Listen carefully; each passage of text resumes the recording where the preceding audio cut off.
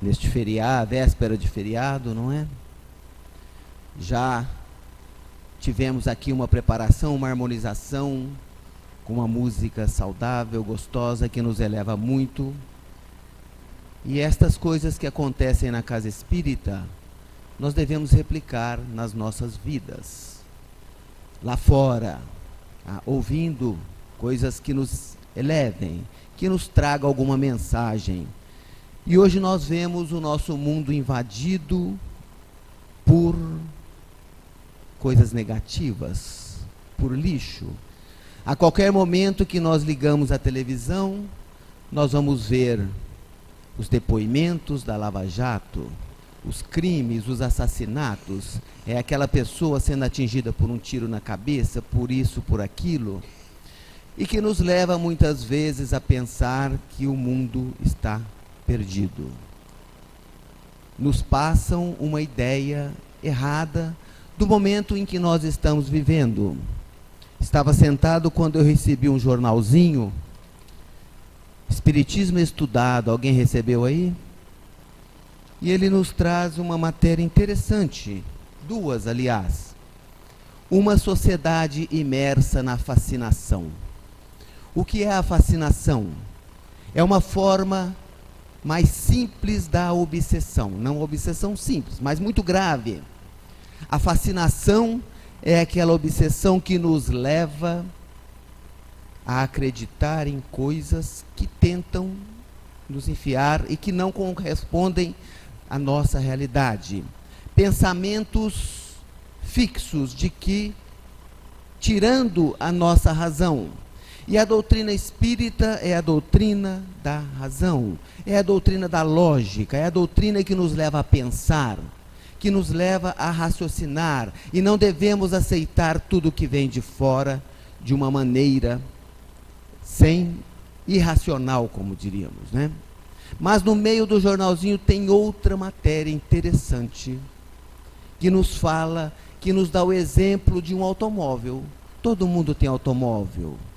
E no automóvel existe uma coisa que se chama feixe de molas, amortecedor. Que a função desses amortecedores, desse feixe de molas, é que suavize tudo aquilo que vem do exterior quando nós passamos num buraco, nas pancadas que nós temos, e que nós não sintamos isso. E que nos convida também a utilizar o nosso amortecedor interno, que deve ser composto pelas nossas atitudes de respeito, de tolerância, de amor e de caridade com o nosso próximo, para que quando nós recebamos estas notícias tristes, deprimentes, nós pensemos, raciocinemos de que nós vivemos num planeta chamado Terra. Vamos considerar que este planeta seja uma empresa. E quem é o dono dessa empresa? É Deus. Quem é o gerente da Terra? É Jesus. Tudo está no comando. Tudo está dentro das leis divinas. Tudo faz sentido quando nós não analisamos de um lado meramente individualista e focado, mas olhamos como um todo. Lembremos que Deus é onipotente, onipresente e onisciente. Significa que Deus está em todos os locais. Deus sabe tudo. Deus tem todo o poder. Então, tudo aquilo que está acontecendo está sob o comando de Deus. E por que Ele deixa que aconteçam coisas? Porque elas são necessárias para o nosso progresso, para o nosso crescimento. Esta semana eu assisti um filme chamado A Cabana. Não sei se alguém aqui foi assistir. Quem não foi, eu recomendo. Não é um filme espírita. É um filme que tem fantasia, sim. Mas é um filme que nos traz uma lição enorme sobre como funciona a ação de Deus para conosco. Nos traz uma lição sobre o perdão, sobre o entendimento das coisas que acontecem. Que enquanto nós não nos libertarmos do nosso ódio, da nossa mágoa, nós não poderemos, nós não conseguiremos continuar a nossa jornada. Então, quando nós vemos as coisas negativas que acontecem, nós pensamos que muitas coisas boas tem. Nós só vemos o lado negativo. Nós só vemos o lado triste. E nós temos que entender que a corrupção existe? Sim. Mas nós estamos com um processo de depuração. Vamos olhar o lado positivo. Nós temos que ver as coisas boas da vida, agradecer. Quem aqui, hoje vocês acordaram, acho que ainda não deu tempo. Ontem, quem reclamou de alguma coisa ontem, de uma só, por favor, levante a mão. Nosso povo aqui em Rio Preto é tudo conformado, não reclama de nada, né? Não reclama do cabelo, nem da gordurinha, nem da mãe, nem do pai, nem da casa, nem do serviço, do companheiro, do vizinho, ninguém reclama de nada. Mas nós temos o malveso de reclamar, de tudo. E vamos ver quem elogiou alguém ontem. Tá difícil, tá? Percebam como nós levamos a nossa vida pelas coisas negativas. Mas se eu falei que Deus é bom, que Deus é justo, que Deus é pai, e um pai não gosta de ver seus filhos sofrerem, gosta? Quem gosta? Não. E se nós reclamamos de alguma coisa, por que nós reclamamos? Porque não estamos satisfeitos.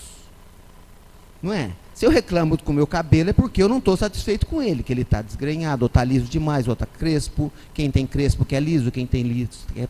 E nós sempre reclamamos. Se eu reclamo da minha mãe é porque ela fez alguma coisa que eu não gostei. E vamos supor que Deus, como pai bom, justo, atendesse às nossas solicitações. E Deus falasse assim: eu não quero que meus filhos sofram. Tudo que lhe está causando algum transtorno, alguma dor, eu vou tirar da vida deles. Aí quando você falar assim, que cabelo horrível, tá careca. Pronto. Resolveu, você não vai reclamar mais do seu cabelo. Isso se ele for bonzinho e não falar assim, vou lhe dar um câncerzinho, que algumas sessões de químio e rádio vão te derrubar os cabelos.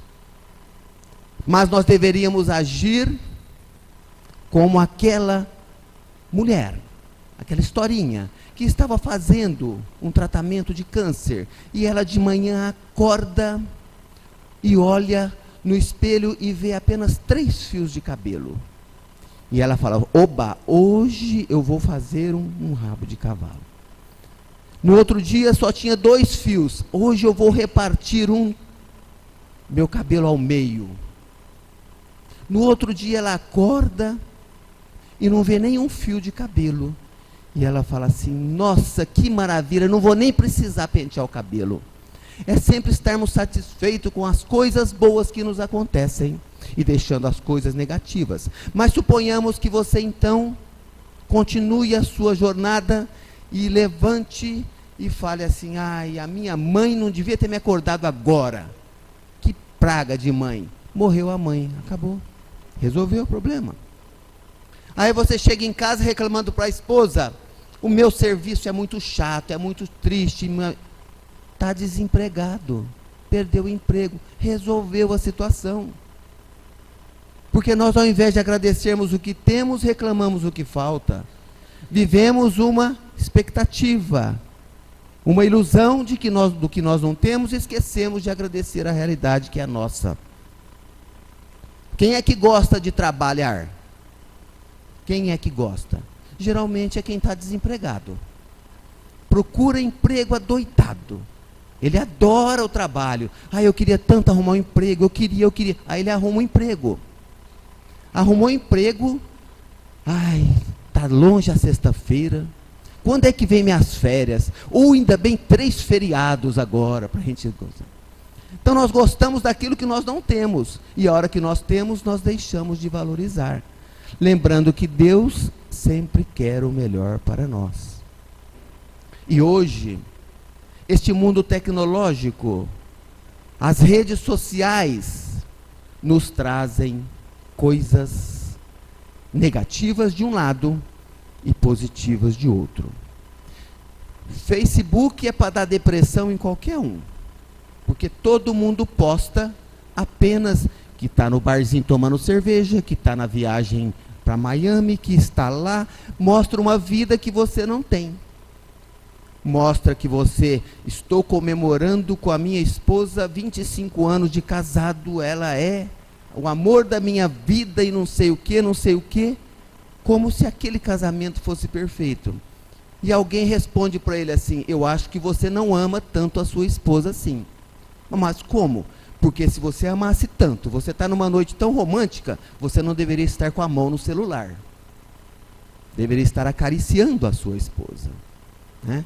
E nós recebemos, então, muito lixo. E repassamos. Repassamos correntes sem saber da realidade. Repassamos fotos sem saber se aquilo corresponde. E aí nós vamos acabar destruindo alguém, a reputação de alguém, ou transmitindo notícias falsas, esquecendo que aquela mensagem do sábio, antes de nós divulgarmos e falarmos qualquer coisa, vamos passar pelas 3 peneiras. É bom? É verdade? E é útil. Se não for verdade, se você não tiver certeza, se você não checou a fonte, não repasse. Se você não tem certeza, se não é bom, não repasse. Se não é útil, não servir para alguma coisa, não repasse. Mas, há 1 mês e pouco atrás, uns 2 meses, eu recebi uma mensagem pelo WhatsApp. Aliás, o título aqui eu coloquei Definições de um Mestre, é que eu estou com 2, é a mesma coisa, é a mesma palestra. Tá? Eu recebi esta mensagem desse mestre, Jalal. Vocês podem ler, porque eu não sei ler isso aqui direito. Mestre espiritual persa do século XIII. Fui verificar se ele existiu. Realmente existiu. Uma pessoa muito elevada espiritualmente. E ele nos traz algumas definições que eu gostaria de compartilhar com vocês, porque devem fazer parte do nosso cotidiano, da nossa análise, da nossa vida. E a primeira coisa que ele pergunta é: o que é veneno? Alguém pode me falar o que é veneno? Veneno, geralmente, a gente atribui aquilo que nos faz mal ao corpo físico e que nos leva, às vezes, até a morte. Pode não matar, mas é tudo aquilo que faz mal ao nosso organismo. Ali tem o símbolo do veneno, inclusive é uma caveira com 2 ossos cruzados. Tá? Mas a definição dele que nós vamos ver é fantástica. Porém, eu fui buscar no dicionário saber o que é veneno. Fui lá no Michaelis. Tá? Podem pegar qualquer dicionário. E eu fiquei espantado com as definições. Primeiro, substância tóxica, natural ou preparada, capaz de alterar ou destruir as funções vitais de um organismo. Tá certo? Tá. É aquilo que vai nos fazer mal fisicamente. Mas o meu espanto foi verificar que o dicionário também define como veneno tudo aquilo que corrompe ou provoca prejuízo moral. É um veneno. Nós já saímos do campo do organismo, do biológico, do físico, para o campo espiritual, moral. E será que nós não ingerimos uma dose de veneno comprada na farmácia ou em outro local? Mas será que nós não estamos nos contaminando, absorvendo venenos de uma outra forma, através da irritação, da maledicência, da gula e de outros vícios morais que nós podemos ter? Mas ele também nos fala que é um indivíduo de má índole, que deturpa as intenções alheias ou causa dano a outrem. Indivíduo de má índole que causa danos a outrem. E será que nós, em momento algum, causamos dano a outras pessoas? Será que no momento em que nós transmitimos uma notícia inverídica, no momento em que nós criticamos alguém, no momento em que nós falamos mal de alguém para outra pessoa, nós não estamos agindo como esta pessoa? Mas eu não sou de má índole. Não sei, não sabemos. O que é má índole? O fato de eu agir de uma forma fora dos padrões de ética e de moralidade, já me conduzem a isso. Então, quando eu estou criticando e falando mal de alguém, talvez eu possa me enquadrar nesse aspecto. Interpretação maldosa ou deturpada de alguma coisa também é um veneno. Quando eu pego uma conversa no meio do caminho, não vi o seu contexto geral, e começo a disseminar isso, interpretar equivocadamente, não compreendendo as razões que levaram a pessoa a tomar aquela decisão, porque nós somos ótimos para julgar, ou não. Eu me lembro de uma palestra que eu ouvi, aliás, não é uma palestra, é um vídeo da Rede Amigo Espírita, que o mentor espiritual faz um stand-up com o seu assistido. E fala, mas eu leio o Evangelho. Ele fala, sim, você lê o Evangelho, tá? Não julgueis. Isso você faz que é uma beleza. Ah, faço, faz. Você já condena direto. Então, geralmente, a gente não chega a julgar. A gente já chega e já condena aquele ato, aquele comportamento. E lembrando que Jesus, em toda a sua obra, em todos os seus ensinamentos, ele jamais vai nos falar o que o outro tem que fazer. Todas as mensagens de Jesus são direcionadas para nós. Porque é muito comum nós estarmos aqui, quando acaba a palestra, vem alguém e pensa assim, nossa, quem devia estar aqui era a minha sogra, era o meu irmão, era o meu cunhado, era o meu vizinho. Não.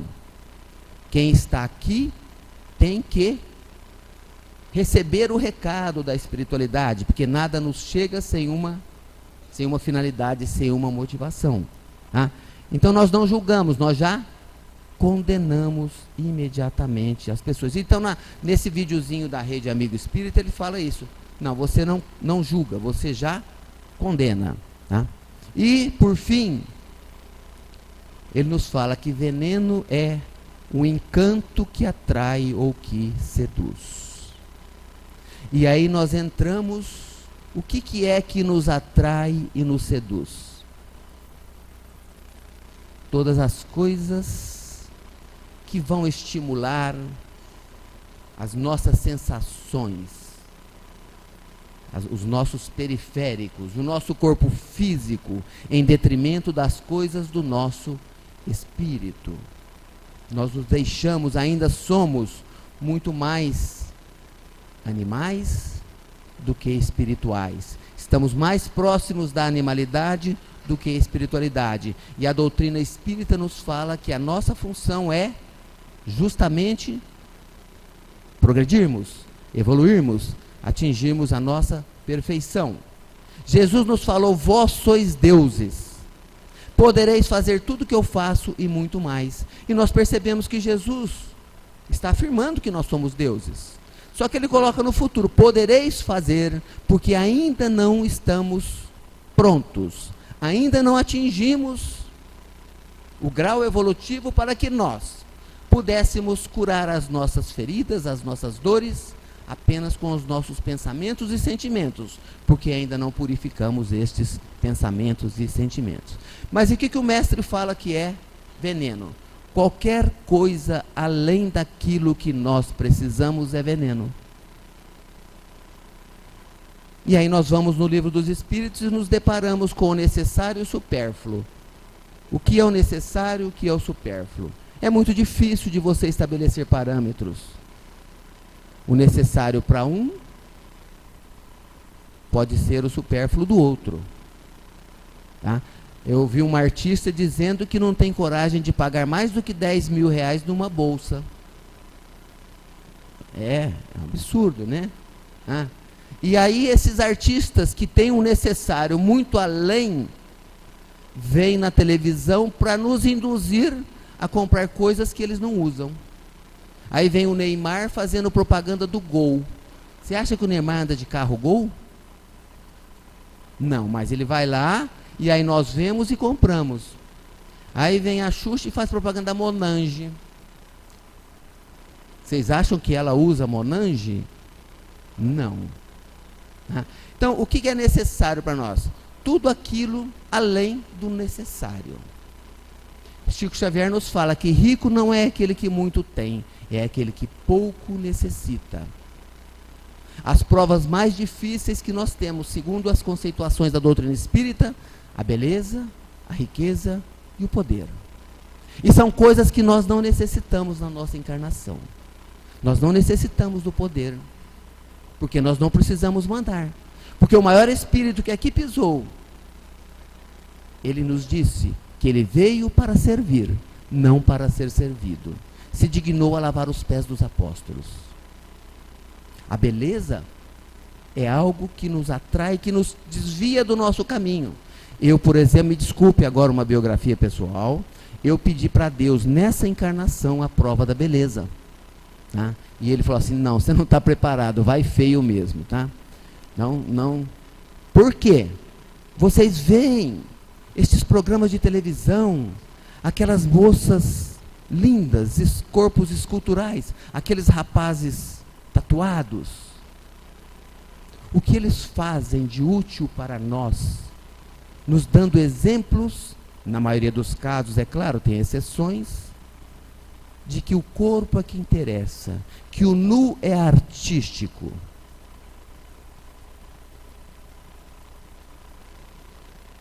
A riqueza, o dinheiro é bom? É. É útil? É. É errado ter muito dinheiro? De jeito algum. Mas é a destinação que você dá ao bem que você tem. São os talentos que nós recebemos.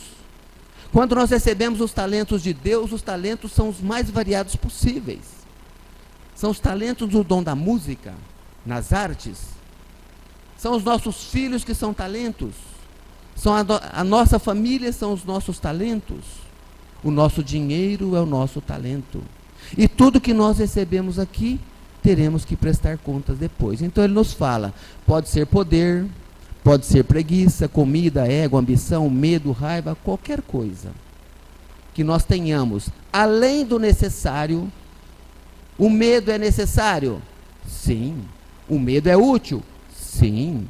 O medo nada mais é do que a expressão do nosso instinto de conservação, que se nós não tivéssemos medo, nós arriscaríamos mais e morreríamos com mais facilidade. Então, o problema é o medo de ter medo, é a fobia. Né? A raiva. Raiva é normal? É orgânica a raiva. É uma expressão de algo que te aconteceu, que enquanto nós estamos com o nosso corpo dominando-nos, ela é natural. O problema é você manter a raiva. Você ficar sentindo, ou seja, ressentindo aquilo que já passou. No momento, é normal você explodir, mas você tem que acalmar, colocar a razão, analisar os fatos e saber que o perdão é a melhor coisa que nós temos para a sequência das nossas vidas. Tá? Então nós vamos lá ver outra coisa. O que é o medo? É a não aceitação da incerteza. Quando nós aceitamos, se torna aventura. Como? Não aventura no sentido de eu subir num prédio, de eu participar de um jogo tipo Baleia Azul. Não. O medo que se refere aqui é a saída da nossa zona de conforto. O ser humano é um ser, na sua maioria, que não gosta de arriscar, não gosta de ousar, não se dispõe a fazer coisas novas, sempre a mesma coisa. E aí ele não consegue evoluir. Na casa espírita, de repente, chega um companheiro e fala, olha, estou com uma ideia de montar um trabalho novo. Já vem aquele pessimista que fala, não vai dar certo, vai dar muito trabalho, não tem gente para fazer. Mas se não fossem as pessoas ousadas, atiradas, otimistas, nós não faríamos nada. Ficaríamos só ali, seríamos homens fisiológicos. O que é um homem fisiológico? Da cintura para baixo. Come, bebe, trabalha, dorme, reproduz e morre. E nós temos que ser algo mais, que Jesus nos pede, né? Fazermos alguma coisa para mudar a sociedade em que nós vivemos. se nós reclamamos da corrupção, o que estamos fazendo para combater a corrupção? Não lá fora, dentro de nós. Lá fora é fácil, é só eu falar. Estou com uma pequena reforma na minha casa, fui comprar cabos elétricos, fios, e o rapaz me perguntou: você quer com nota ou sem nota? Com nota. Não, sem nota eu te dou desconto. Que diferença tem uma pessoa dessa de um corrupto que está lá na Lava Jato? Quando eu chego no dentista e o dentista fala sem recibo 10% de desconto, que moral que tem uma pessoa dessa para reclamar da corrupção?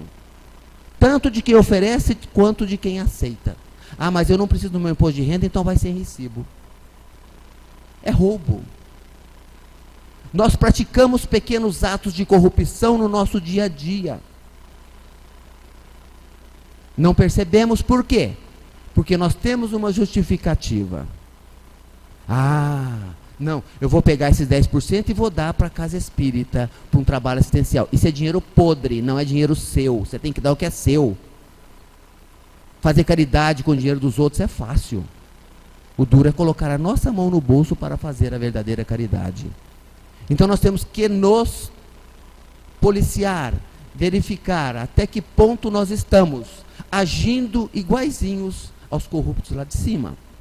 Quando damos uma gorjeta para sermos melhor atendidos, quando damos um dinheiro para o nosso filho lavar o carro, é corrupção.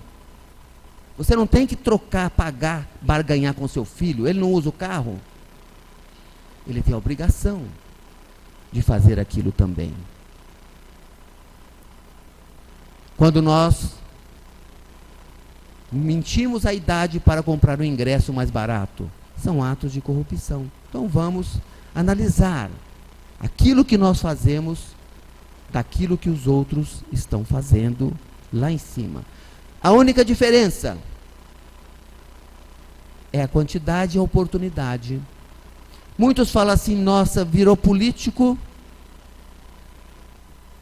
já debandou para o outro lado. Não. As pessoas têm o seu caráter, têm a sua moralidade, e quando ele tem caráter, nada o corrompe. Eles utilizam o cargo que estão para poder ganhar mais. Ah, mas advogado, esse advogado é isso. Não, ele já era aquilo. Se formou em advocacia para tirar algum proveito, ou em medicina, ou em qualquer outra profissão. Então, nós temos que ousar, trabalhar, sair da nossa zona de conforto para fazer algo de útil, para transformar a nossa sociedade para melhor, que somente através do exemplo que nós vamos fazer. O que é a inveja?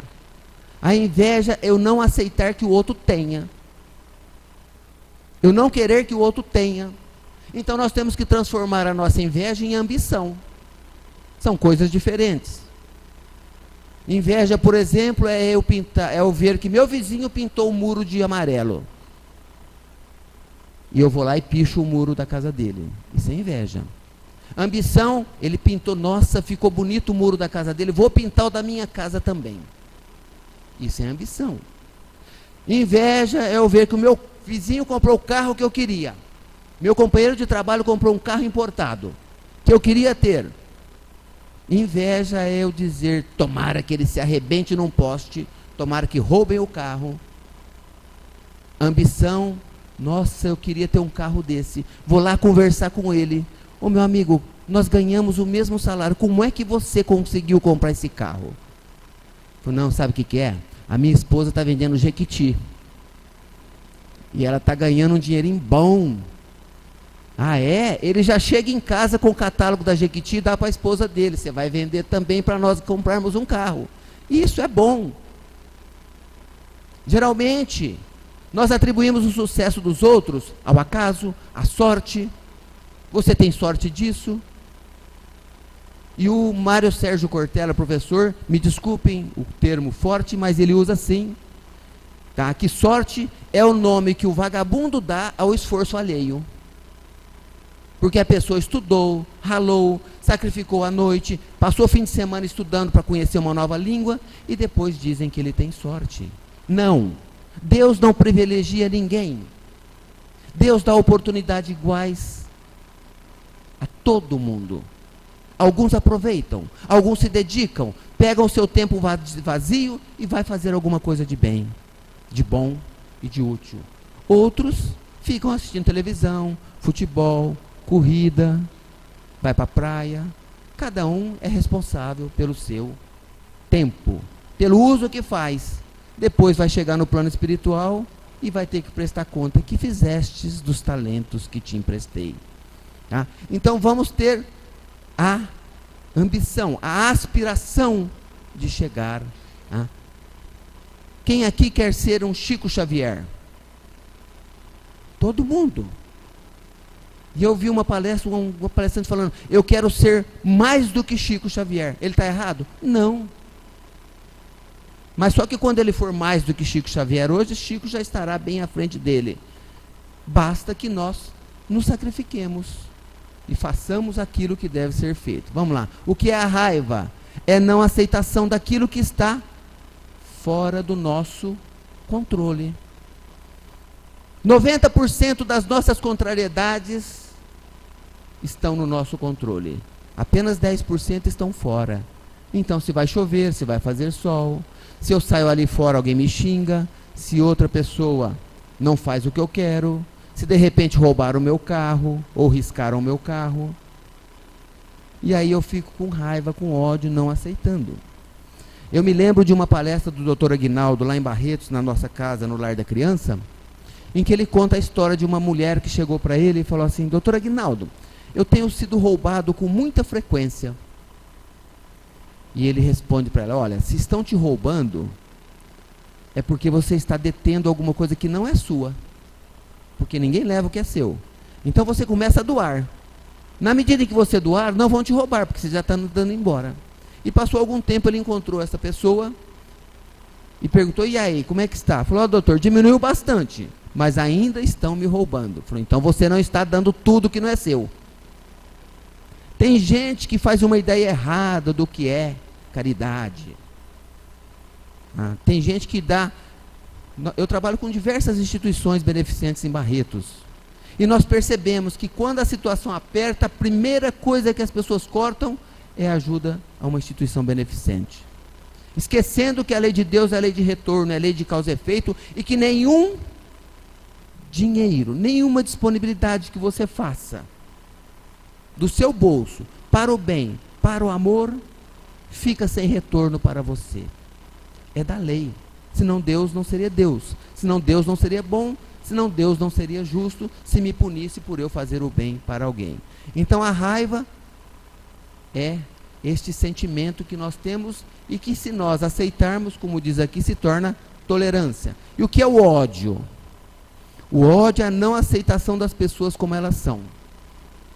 Nós não devemos aceitar as coisas negativas das pessoas. Os atos das pessoas. Alguém já falou assim, não concordo com você? É uma frase totalmente equivocada. Você não discorda da pessoa, você discorda de uma atitude, de algo que ela fez e que você, no seu conceito, não está correto. Mas nós temos que aceitar as pessoas como elas são, independente do momento que elas estão, como elas estão vivendo. Então aqui eu acredito que ninguém aceita a prostituição. Mas a prostituta é um ser humano, uma alma, um espírito em evolução que está no mesmo caminho que nós e teremos que subir todos juntos. Nós não aceitamos o assassinato, mas o assassino é um ser humano. Lembremos que Jesus falou, não foi para os sãos que eu vim para aqueles que precisam de médicos, para os doentes.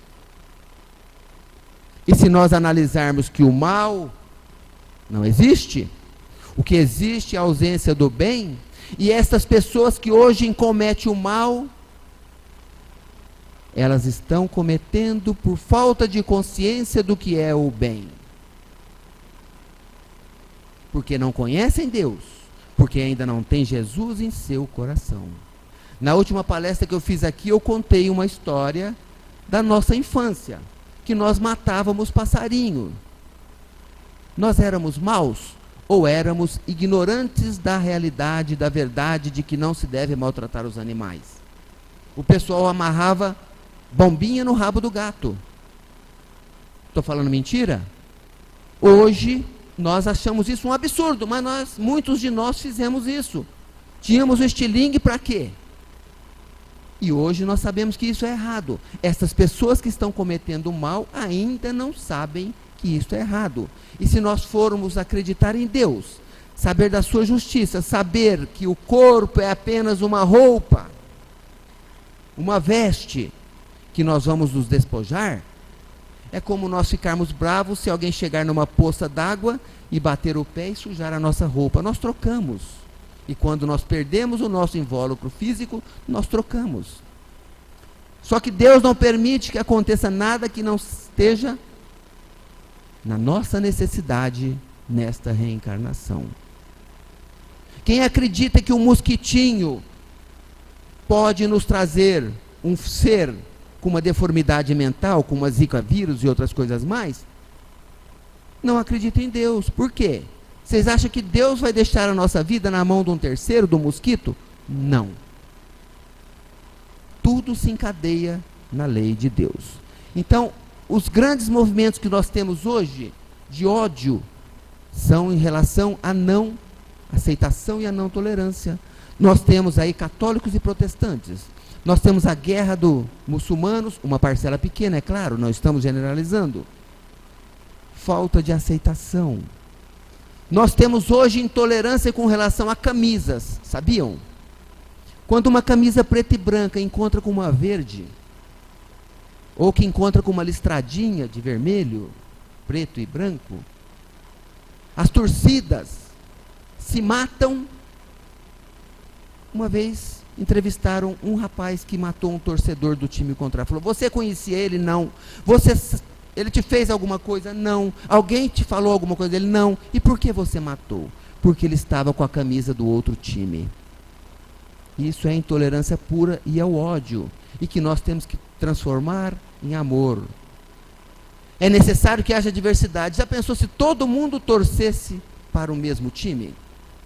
Se bem que hoje vão torcer para 2 times apenas, né?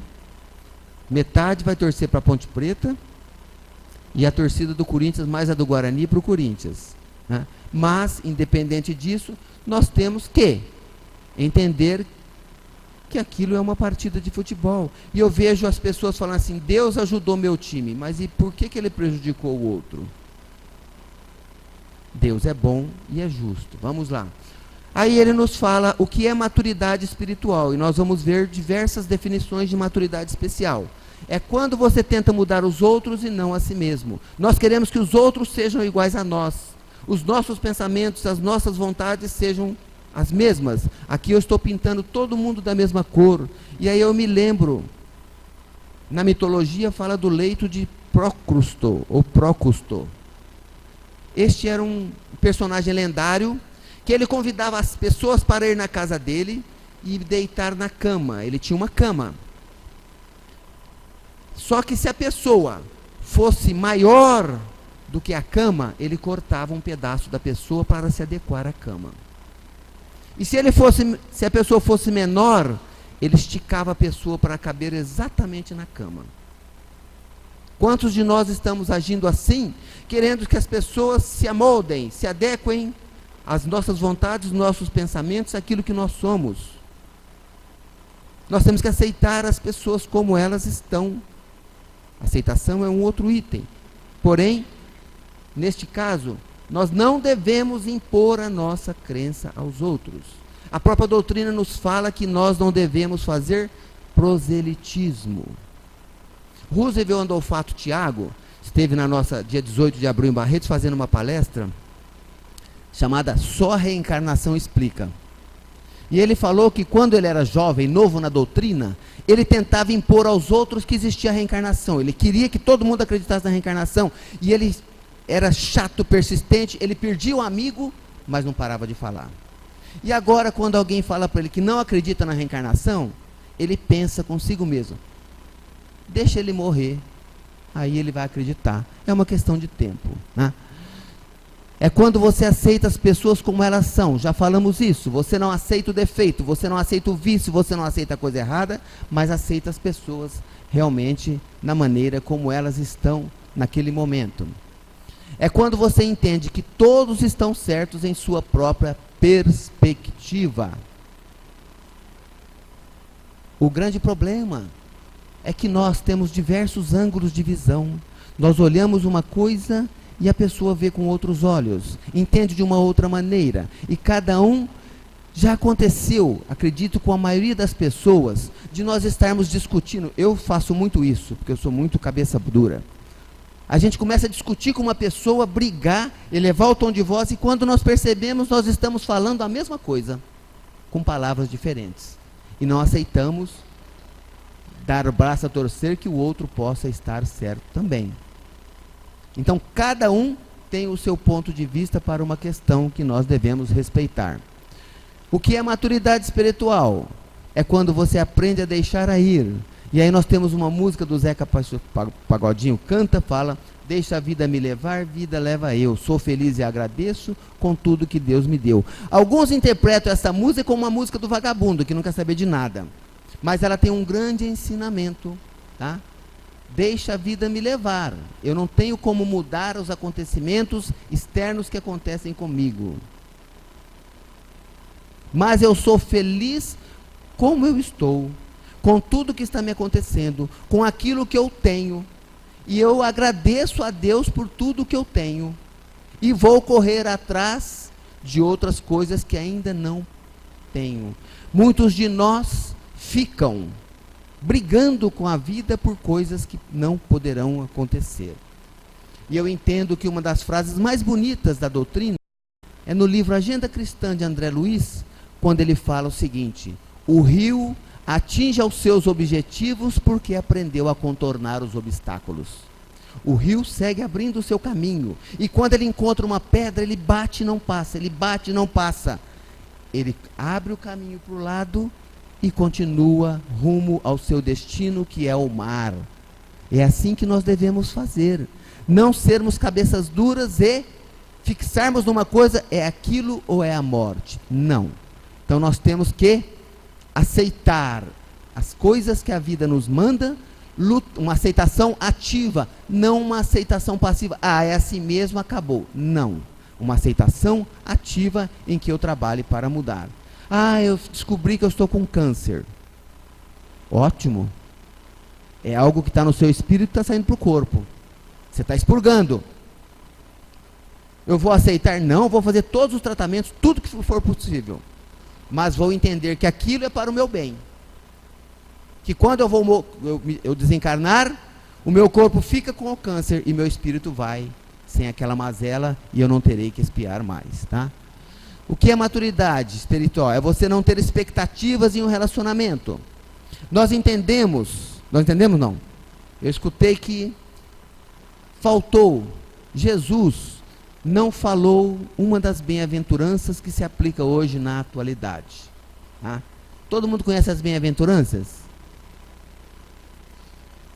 Sabem as bem-aventuranças de Jesus? Tá? Nós teremos que ter mais uma. Tá? Bem-aventurados os que choram, porque serão consolados. Bem-aventurados os pacificadores, bem-aventurados. Faltou uma que se aplicaria, que diz o seguinte: bem-aventurados aqueles que não criam expectativas, porque não serão decepcionados. Porque as nossas decepções, as nossas desilusões, as nossas frustrações não tem nada a ver com o outro, tem a ver conosco, que criamos uma expectativa, que achamos que a pessoa vai agir como nós queremos, de uma forma ou de outra, e quando ela não faz o que nós queremos, nós nos frustramos. Isso acontece muito num relacionamento a dois. Eu vejo pessoas falando assim: quando eu casar eu conserto meu marido. Não conserta, não muda. Se já de solteiro ele é assim. Aliás, dizem que as mulheres casam esperando que os homens mudem, e eles não mudam. E os homens casam esperando que as mulheres não mudem, e elas mudam, né? Então, nós temos uma fórmula que eu encontrei, que é essa daqui, ó. S, satisfação, é igual resultado menos expectativas. O que significa isso? É que quando eu vou para algum local esperando um resultado fenomenal, e ele foi normal, eu me decepciono. Não que tenha sido ruim. Eu fui fazer uma viagem para um hotel, para um resort, lá na Bahia, maravilhoso, fantástico. E depois fui para um outro em Porto Seguro, alguns anos depois, maravilhoso, fantástico. Mas em comparação com o primeiro, era um lixo. Então, a minha expectativa foi que se eu não tivesse ido no primeiro, eu acharia o outro maravilhoso. Nós vamos numa palestra achando que a palestra vai ser ótima, excelente, e ela é mediana. Então, toda a expectativa que eu crio antes, ela vai sair da minha satisfação.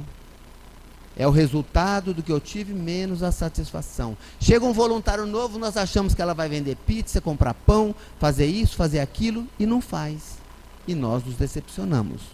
Então, satisfação é igual ao resultado menos expectativas. Não deveríamos... Vanderlei de Oliveira nos fala que a frustração, a decepção, a desilusão é o encontro com a verdade, é o encontro com a realidade. Tirando aquele mito que eu joguei em cima de alguma coisa. Tá? É quando você entende que o que você faz para a sua própria paz. Eu achei interessante essa imagem aqui que ele fala, você toma alguma coisa para ser feliz? Sim, eu tomo decisões. Eu não fico parado, eu faço, eu realizo. E todos nós queremos a paz. Mas a paz não está lá. A paz não está no meu vizinho. A paz é uma coisa interna, dentro de nós. O mundo pode estar em guerra e eu em paz. E o mundo pode estar em paz e eu em guerra. E como é que eu adquiro essa paz? Com um comportamento reto, que vai me dar uma consciência tranquila. E eu posso chegar à noite e dormir.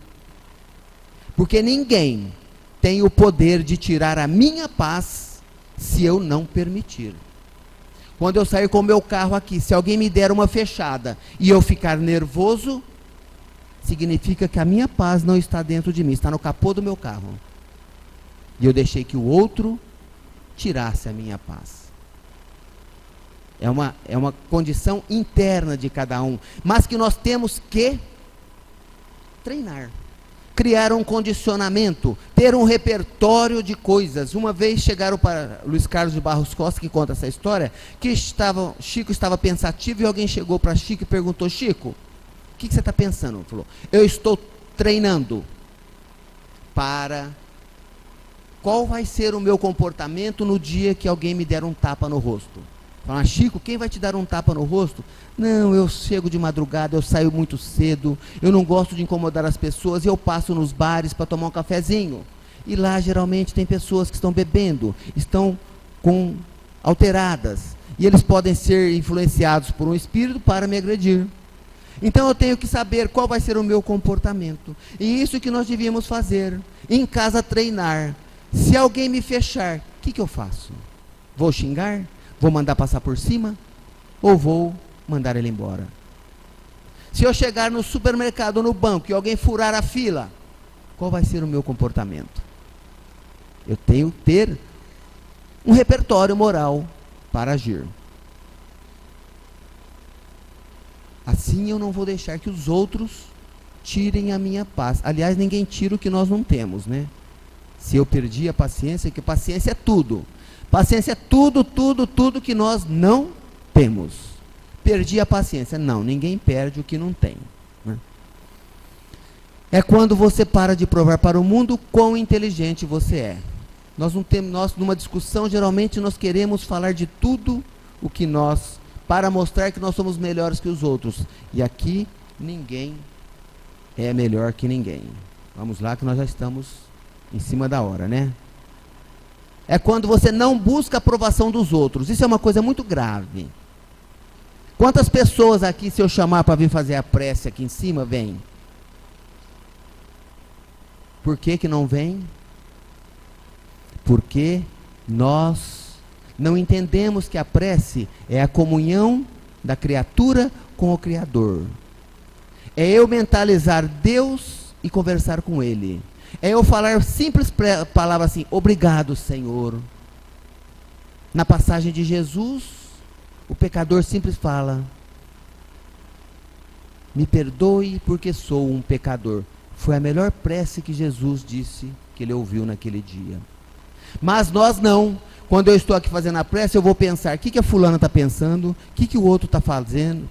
Como é que eles vão interpretar? Será que eu falei direitinho? Será que eu vou errar? Será que eu vou esquecer o Pai Nosso?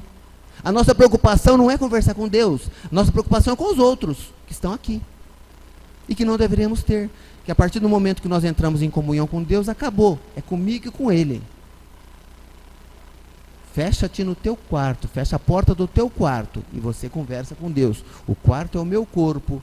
Então nós não temos que buscar aprovação. O que nós fazemos é responsabilidade nossa. Nós temos que analisar ao final da noite, como diz pergunta 919 do Livro dos Espíritos, Santo Agostinho, para saber o que eu fiz de certo, o que eu fiz de errado, quem eu ofendi, quem eu não ajudei, para corrigir isso no dia seguinte. É quando você para de se comparar com os outros. Quem está mais feliz aqui? O peixinho ou o peixão? Hã? Qual? Peixinho? Não, o peixinho está pensando assim: nossa, eu queria ser grande igual ele. E o peixão está pensando: nossa, eu queria ter um espaço grande para eu nadar. Todas as vezes que nós nos compararmos com alguém, nós vamos comparar aquilo que nós não temos. E aí nós somos infelizes. Nós temos que ser felizes com o que nós temos, o que nós somos. É quando você está em paz consigo mesmo, já falando. É quando você é capaz de distinguir entre precisar e querer. O que eu preciso, o que eu gosto, o que eu quero. Isso que nós temos que levar em consideração. Porque geralmente nós queremos aquilo que nos satisfaz as nossas vontades e desejos materiais. Esquecemos do espiritual. Esquecemos que o apóstolo Paulo nos falou: o bem que eu quero, eu não faço. Mas o mal que eu não quero, este eu faço. Paulo coloca uma diferença, uma divisão muito grande entre o espírito e o homem encarnado. Porque nós, enquanto espíritos, pedimos as coisas mais difíceis, as provas mais rudes, tudo aquilo que vai colaborar e contribuir para o nosso progresso espiritual. Mas quando encarnamos, nós queremos as facilidades do mundo. Queremos o dinheiro, queremos o bem-estar, queremos outras coisas mais. Então, o bem que eu, espírito, quero, porque me é bom, porque vai me fazer progredir, eu, encarnado, não quero, porque vou ter que fazer sacrifícios, renúncias. Que, aliás, sacrifício é relativo. Para alguns, acordar cedo é uma satisfação, para outros é um tormento. Mas o mal que eu não quero, espírito, porque vai me comprometer, vai me criar uma expiação futura, vai atrapalhar o meu progresso, eu faço porque o corpo quer. Não é tão gostoso falar mal da vida dos outros? É tão bom, não é? Um amigo chega: você viu fulana? Vi. E a gente, quando é espírita, a gente é bonzinho, a gente ora pela pessoa, perdoe aquela pessoa porque ela é isso, isso, isso e aquilo. Nós estamos falando mal por tabela, tá? Nós não criticamos, fazemos comentários espirituais, né? Então, é muito fácil você criticar, analisar e julgar os outros. Difícil. Nós falamos que Jesus falava para nós. Ele falava assim: olha o cisco, você vê o cisco que está no olho do outro e não vê a trave que está no seu. Se o teu olho, se a tua mão, se o teu braço for motivo de escândalo, arranca-o e joga fora. É melhor você entrar no mundo sem um olho, sem um braço, sem uma perna, sem alguma coisa, do que ele ser motivo da sua perdição. Se você vier ao templo orar, mas tiver alguma coisa contra o teu irmão, vá, reconcilia-te antes com ele, para depois vir aqui. Faça o acerto de contas com o seu irmão, perdoe enquanto estás a caminho com ele, que aqui é o momento para que nós não tenhamos que fazer isso em situações dolorosas mais para frente. E esta frase, essa última aqui, ele fala que é quando você para de anexar felicidade em coisas materiais. E eu vi esse quadrinho do Cascão aqui, que ele fala: acho que crescer é um pouco isso. ir dizendo adeus para as coisas, até chegar o momento que nós vamos dar o adeus final, geral, a tudo aquilo que é do mundo, que nós vivamos no mundo sem sermos do mundo, que nós utilizemos as coisas da terra sem que elas comprometam as coisas do Espírito. E, para encerrar, esta frase que eu achei muito fantástica, que nós devemos colocar na nossa carteira e ler todo dia: a gente precisa aprender a se doar mais e a se doer menos. Muito obrigado, tenham um ótimo domingo e que a paz e o amor de Jesus continue a nos envolver e nos fortalecer agora e sempre. Assim seja.